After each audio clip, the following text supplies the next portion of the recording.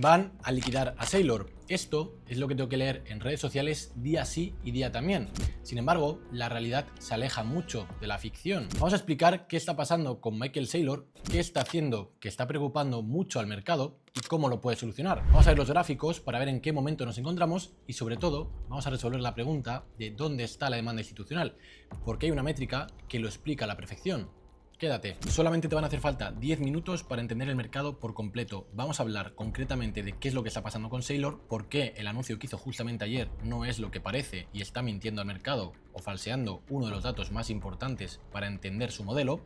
Vamos a ver por qué actualmente los ETFs llevan 6 semanas de salidas seguidas, un récord absoluto, y sobre todo entender qué están haciendo los holders más antiguos en Bitcoin. Justamente es lo que hace falta para ir más allá de una vela roja o una vela verde. Si te gusta este tipo de contenido, dale a seguir que vamos a empezar. Vamos ahora con la noticia más importante del día de ayer, la cual celebró mucho el mercado. Bitcoin llegó a subir casi un 3%, aunque luego acabó revirtiendo y hoy está cayendo con fuerza, más de un 3%.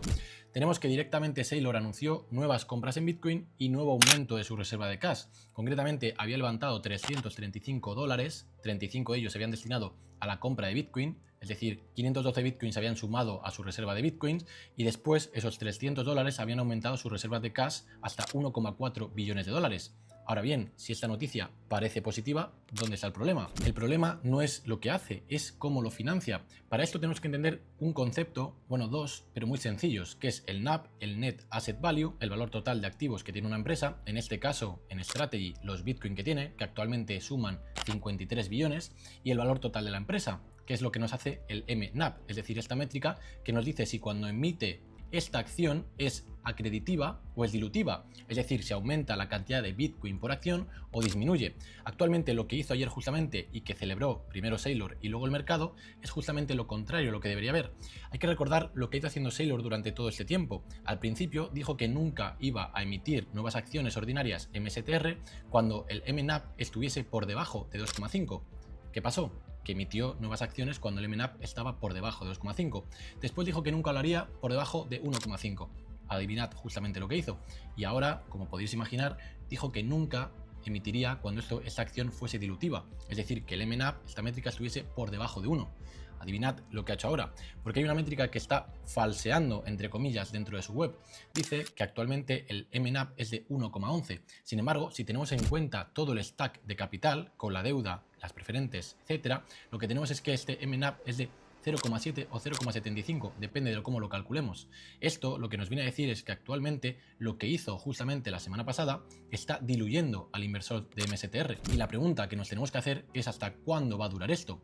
El ciclo de Saylor funciona muy bien al alza, es un ciclo autorreflexivo, el cual le permite a Saylor emitir más MSTR con el fin de levantar más capital y así poder comprar Bitcoin y repetir esta acción. Transmite mucha seguridad al mercado, lo cual acaba derivando en un mercado alcista sostenido. Ahora bien, esto también funciona a la inversa y es lo que estamos viendo actualmente. Ahora vemos que diluye en vez de ser acreditivo y esto lo acaba penalizando el mercado. Vemos que hay miedo, aunque no tenga una margin call al uso y no vaya a tener que vender todos sus Bitcoin, tiene unas obligaciones de deuda que actualmente llegan hasta los 6,7 billones de dólares y eso lo va a tener que pagar. Suponen unos 160 millones al mes en cuanto a obligaciones de deuda. La pregunta que se hace todo el mercado es si será capaz de seguir emitiendo y diluyendo al accionista ordinario a cambio de pagar estos intereses. Ahora vamos a ver un dato o una métrica que la verdad que es fundamental entender y que explica actualmente por qué no estamos teniendo un rebote en BTC. Lo que hemos dicho antes es que los ETFs están de récord absoluto y no es por nada que tengamos que celebrar. Ahora mismo llevamos 6 semanas consecutivas de salidas. De hecho, esta semana también estamos en negativo, pero puede ser que sea la séptima.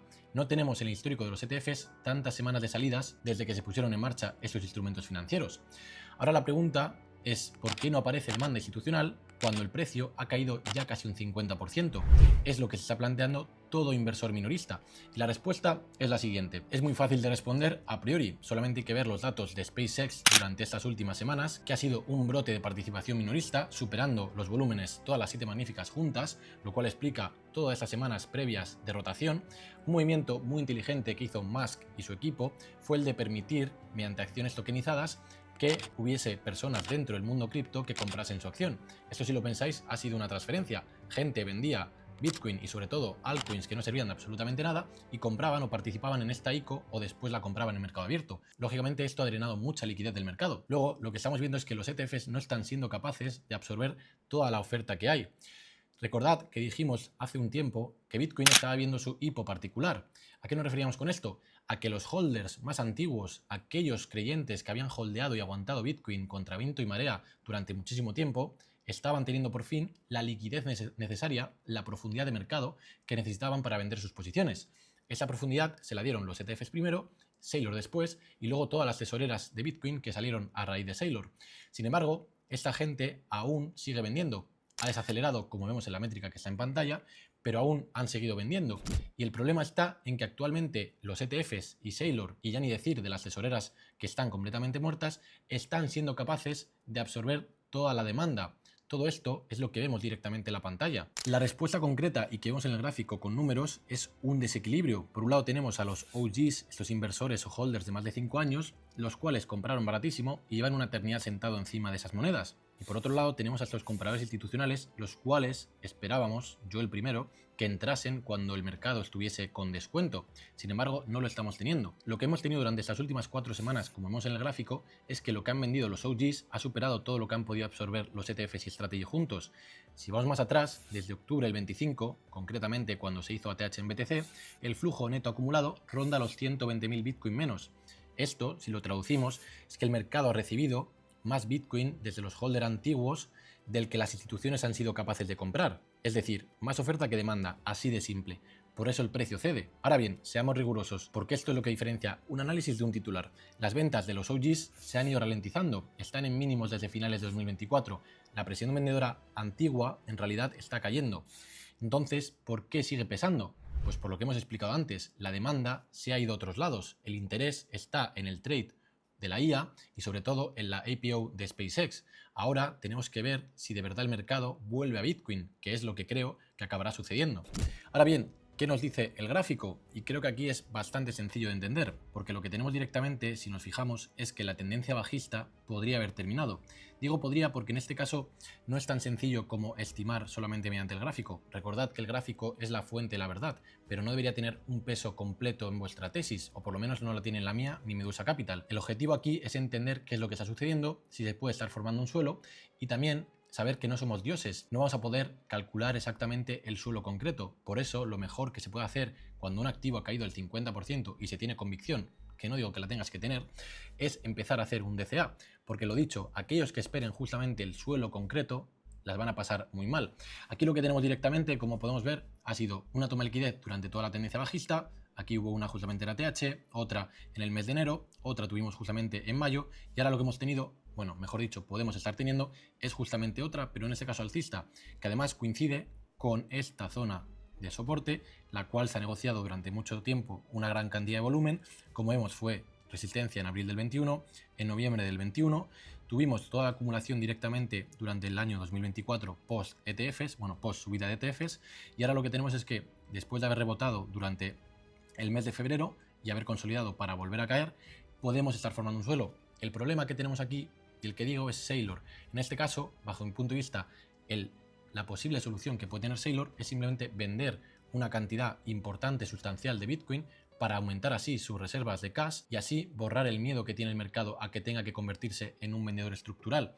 Porque sí, lo que hemos tenido y creo que ha descontado el mercado durante mucho tiempo es que Saylor iba a ser un comprador ad infinitum. Sin embargo, lo que estamos teniendo ahora es que puede que no y que incluso se convierta en un vendedor pasivo para ir cubriendo esas obligaciones de deuda y que por tanto ahora el mercado tenga que decidir hacia dónde va y que tenga que verse esa demanda real excluyendo a Saylor. Lo dicho, el gráfico actualmente hay que esperar, bajo mi punto de vista, a que cierre el mes, pero en caso de cerrar así, podría ser el primer indicio de ver un suelo. Lógicamente hay muchas más variables que ver. Lo que sí que digo es que para mí intentar predecir concretamente el suelo no tiene ningún sentido. Hay que comprar y centrarse en aquellos proyectos de calidad que estén generando revenue dentro de categorías o sectores que vayan a crecer a doble dígito los siguientes años y sobre todo, importante, que no lo hace nadie, que capturen el valor. Pero bueno chicos, esto ha sido absolutamente todo. Espero que os haya gustado. Si ha sido así, suscribiros, dejar comentarios y compartirlo con quien creáis oportuno para que entienda qué es lo que está pasando en el mercado y nos vemos en el siguiente. Un saludo.